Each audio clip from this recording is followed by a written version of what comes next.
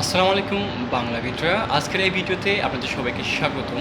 আজকের এই ভিডিওর মাধ্যমে আমরা বাংলা সাহিত্যের মধ্যযুগ সম্পর্কে জানব এবং মধ্যযুগে কী কী রচনা রচিত হয়েছে গুণীগণদের দ্বারা তা সম্পর্কে। আসলে আমরা প্রথমে জানব মধ্যযুগ বলতে আমরা কি বুঝি এবং কখন মধ্যযুগ বলা হয়। মধ্যযুগ বলতে আসলে আমরা বুঝি বাংলা সাহিত্যে 1200 থেকে 1800 সাল পর্যন্ত রচিত কাব্যগ্রন্থগুলোকে বলে। এর মধ্যে অনেকগুলো কাব্য, অনেকগুলো পুঁথি রচিত হয়েছিল। যেমন আমরা দেখতে পারি শ্রীকৃষ্ণ কীর্তন, মনসা মঙ্গল, আরও অনেক কিছু। এর মধ্যে শ্রীকৃষ্ণ কীর্তনে আমরা রাধাকৃষ্ণের প্রেম কাহিনী সম্পর্কে আমরা জানতে পারি। যেমন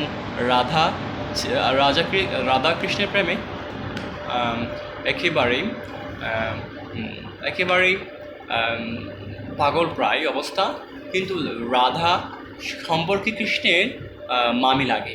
কারণ রাধার স্বামী জোয়ান ঘোষ ছিলেন কৃষ্ণের মামা।